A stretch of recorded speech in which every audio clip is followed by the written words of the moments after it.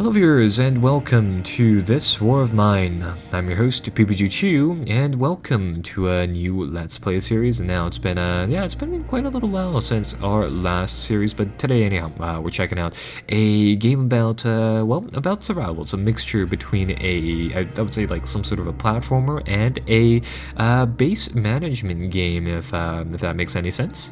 So with that said, let's start up another game here. I'm gonna hit another try, yeah, right there, and I apologize guys for the volume. I don't seem to be able to control it. I can either turn it on or off, and I figured I'd leave it on. So anyhow, this is a game about you know, your humble group of survivors making it through, I think, 60 or so days of survival inside this war-torn city here. As you can see, it's quite a hard game. I only managed to get 34 days here as the most, and yeah, pretty much you have different groups of survivors here with different backstories and all, and different traits, and you effectively guide them through the worst of the worst here. So I tried this group last time. I think we'll go with Katya, Bruno, and Palv this time. So we'll start that up and we'll see where this takes us, really. So there you go, day number 1. And the one thing that I absolutely love about this game is just how they've done the atmosphere, the music, the looks in general.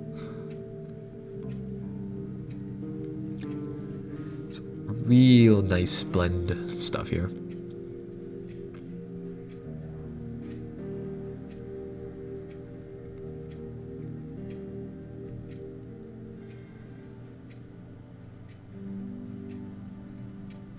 Right. So the game starts off when the Civil War broke out. Many people thought it would only last a couple of weeks. It's been years since the government military surrounded the rebels in the capital, cutting it off all supply lines. The civilian population trapped inside the city are suffering from hunger, disease, and shelling. Katya met both Palv and Bruno before the war. She used to be a reporter, while Bruno had his own television cooking show. Palv was the star of a local football team. Now they meet in dramatically different circumstances, looking for food and shelter, and that is effectively how our game begins. So the general idea of the game is, yeah, we want to, get our survivors here out of or just pretty much survive through the conflict over here. And in the process, we want to manage a few different aspects of their lives. So first and foremost, we want to manage their food. They have a nice little medicine cabinet as well here. We have this building here, which is our base for intents and purposes.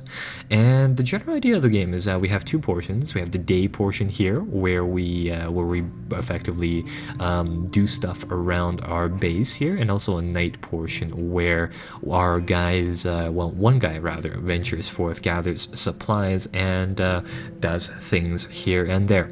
So starting off the game, let's take a look at what goods we have here, because there's a few searchable cabinets and stuff lying about that we can take a look at, so we might as well do exactly just that. Right. So yeah, the game features quite a nifty crafting system. There's a lot of different goods inside the game. So far we found some herbs, which are used to make medicine, some sugar used to make moonshine, and some mechanical and electrical parts, which are all very, very useful in making just pretty much a wide variety of different tools later on inside the game, inside the mid-game to be precise. So let's just go around here. We found some more herbs, some more sugar, some components, and some wood. And components and wood are the other primary things that build up into other things. So it's quite nice that we managed to grab some of that. And we'll just get our guys to search around this area and take everything that they can find, pretty much. Everything that isn't really locked down. Evidently this door is locked down, but there we go. Get that right open, and we'll get our guys over here to clear out the rooms. So we want to eventually build up our shelter here, and mind you, it's quite a difficult game. So I'm going to play through this in a semi-optimal type of order, if that makes any sense. Speaking about it, what I want to do here is, now that we've looted, from the looks of it, all of the easily accessible stuff not blocked by like locked doors or a whole bunch of rubble, what we can do now is that we can start building up a few structures now that we have some base materials. So what we can do here is that you'll start off the game with this little, simple workshop. And from here we can build a few household items and some other stuff, and later on we'll be able to build more and more stuff as we build, well, first and foremost other structures, but later on other buildings as well. And the first things I'm gonna do is I'm gonna throw down a metal workshop is what I think the game calls it. So what this metal workshop will allow us to do is that, it'll allow us to build simple tools, such as shovels for clearing rubble, crowbars for breaking down doors, and knives for self-defense. So it's quite important. Later on we can upgrade that to make firearms and stuff. And the other thing I'm going to do is that I'm going to start placing down a few beds for obvious reasons. So we'll get that started as well. Right, and we're probably going to use another bed, so we'll build that one shortly after. And for now, I just want this metal workshop built, and this is quite a nice starting build for the people who care. A crowbar will open up doors, a shovel will clear rubble, making it so that you can practically get anywhere inside the game really easily. The only thing stopping you are like grilled down bars, or they're like the jail bar setup things. You'll find a few doors with those that you just can't budge. So that's that. So in the meantime, talking a little bit about our people here, we have the game features quite a selection of different characters, and I think we have a what do you call it, a crowbar now. So now what we can do is that we can try to open up a few of these locations. Should have got the shovel first, but this is an easily remediable solution. So anyhow, about our three different guys here, we can gradually get a larger party or a smaller one, depending on how things play out, of course. Each and every single one of our party members have a special trait, if you will. So for example, Bruno here is he's a good cook, which means if it makes sense to use him to cook food, to make it more nutritious and to get it to, last longer, pretty much. We have Pavel here. He's a fast runner, so he'll be great for doing scavenging, meaning that he'll be able to run away from fights. He'll be able to go back and forth figuratively faster. Not that it actually matters in the game time, but he's very useful. And Katia here is also very useful because she's good at bargaining, and that means that we'll be able to trade at a much better rate than ordinarily obtainable. But the main thing right now is that the day's only limited. As soon as that clock gets right around the 7 o'clock mark, it'll start to turn dark. And with that said, I want to try to furnish this place up as best as possible during the early few days of the game, because inside the early few days, there's not too much crime. People will try to raid you in the night, and with that said, it would be best if we got everything set up early inside the game and focused on building like upgrades and stuff later.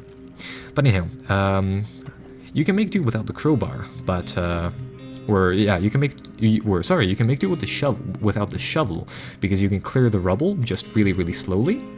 Now the bad thing is that you can't make do without the crowbar, because you just simply can't unlock these other things otherwise. And hey, we have a treehouse on this run, which is quite nice.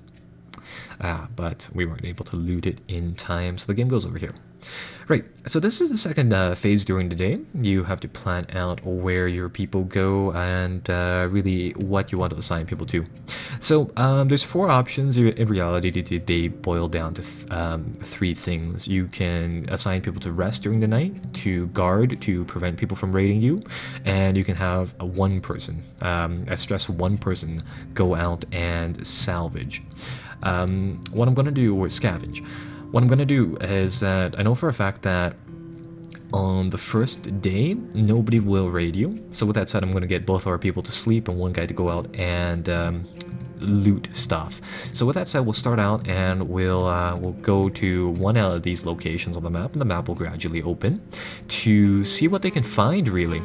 So let's see. The Quiet House here, this is a special location. I'll talk about it when we need to go there. There's a ruined villa here. These briefing where the little detail blurb here is actually quite important to these locations because they all have their special features. At this ruined villa, there might be some people still living here. They might have some supplies stocked up. They may or may not want to trade. We could try to steal from them, so it looks like this area is actually inhabited, and we could try to risk it. But I'm going to check out this area right here, the abandoned cottage. A family barricaded themselves inside this house, but despite their efforts, looters got inside. It's been abandoned ever since. So this area is, yeah, it's cleared. As we can see, it has food, it has materials, it has meds, it has weapons, and lots of parts. So this is a nice early game locations to go to. And with that said, I think we will take our crowbar to open up anything and set forth and see what we can really find here. So let's see. Yeah, the looters must have been in a hurry. There's still a lot of stuff left, and we can check for some stuff. So what did we find right here? We found some empty shell casings that we can make like firearm ammo out of. The main thing that I want to focus on early inside the game is food, weapons parts, and building materials. So that is exactly what we're looking for. But for the first portions, I'm just going to loot. Those red little blurbs mean that there's some sound content coming from that location. So with that said, we'll try to be careful around it. The idea is that we don't necessarily want to fight anyone just yet, and hopefully we don't really want to fight anyone at all. All we really want to do is just check these locations, see what's there, grab it if it's worth our while, and try to just disappear if it's not worthwhile. Now, one thing that I should note is that after you visit one location, other like AI people, if you will try to they will visit it as well. So with that said, you want to try to grab as much stuff from as few locate or as much as much stuff in as much few locate or as sorry folks, as like you want to grab all of the stuff from one location before you open up any other portions, or else you get into this this nasty problem where you open up you have areas where stuff just gradually declines through the days, just simply because you've triggered that location and other people start spawning in, if you will. So the main thing is that you have only a limited amount of space inside your backpack, and with that said, each night you want to manage, you want to try to grab very specific or only the goods that you really need. So you want to prioritize like some of the best stuff and gradually work your way down. So one of the neat things that you can do inside the game here is that I'm actually just going to put everything that I have, or that's inside these piles, inside this fridge here. And this is because, like I said, the less locations we open up, the better. And now what that entails is that if we can visit this this house multiple times and gradually stream out goods, it will be for the better. The other thing is that it makes it slightly safer, because chances are that if nobody is here right now, there won't be any people around here for the next few days. And with that said, it gives us a great advantage if we were just able to drain practically everything outside of this this one spot early on. Surprising how much stuff you can actually fit into this fridge, but there. So we'll do that. We're going to come back with a shovel, and we're going to open up that back area to get into that cabinet. For now, I'm just going to continue grabbing everything that isn't pretty much nailed down, and later on we'll be coming back for the stuff that is nailed down.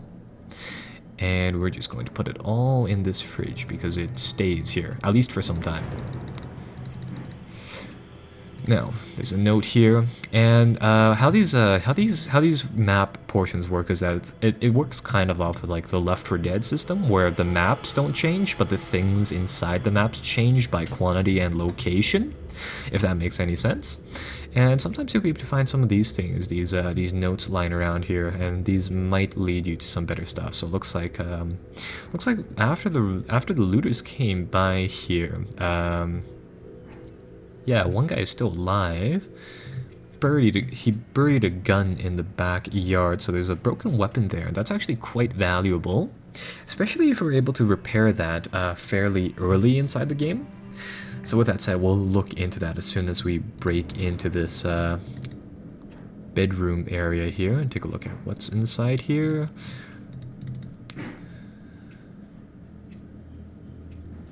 And the idea is that, ooh, found some medicine.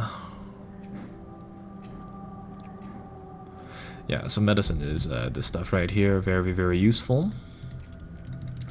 So it is quite a good thing that we found that. Right, so now we pretty much have this area emptied out. So we'll go back to this fridge. We're gonna open this back up.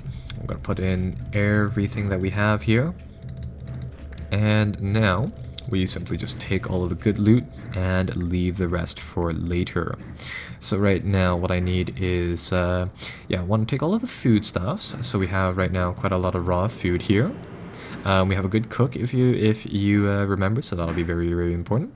Medicine, of course, is just naturally valuable inside these circumstances. We also have some herbs, some fertilizer, some coffee, and some tobacco. And we pretty much just want to grab this stuff, chuck it back at base, and come back for the other stuff later on. Why do we want all this stuff? Well, food and medicine are kind of obvious. The reason why we want coffee and tobacco is that those goods are based upon certain people, if you will. Right now, I want to get these weapon parts and the broken pistol as well. What happens is that as your party grows, and inherently some of the people around you will have certain conditions, like they might be a smoker, or they might be a coffee drinker. And with that said, if they go a long time without those goods, they gradually become sadder and sadder, and when they are in that condition, they might deteriorate, is essentially what might happen. So the night was calm, nothing happened, and with that said, yeah, so for example, if you take a look at Bruno here, he's a good cook, but he's also a smoker, so it plays into managing that side of things. Right, so anyhow, going forwards, we probably want a shovel. And afterwards, we should be set up to go back out shortly. And afterwards, we should probably make another bed. In general, for this game, it's a good idea to have 2 beds, or two beds for 3 people, and 3 beds for 4 people. And in general, just have 1 less than the amount of people you have. So we'll try to get that set up. And in the meantime, because Palv is, well, he must be quite tired being out all night, we're gonna get him some rest in the middle of in the middle of the day. And we'll get our other 2 characters to continue clearing out the house and pretty much just opening up these areas and seeing what's inside here. So we're approaching that 20-minute mark, so I think we'll just call episode 1 here. And, you know, be sure to like and subscribe, as it of course helps me out quite a lot, and also helps you guys out in keeping track of those video notifications. And well, when we return shortly, we'll yeah, play some more well, this war of mine. So I hope to see you guys there. Bye bye for now.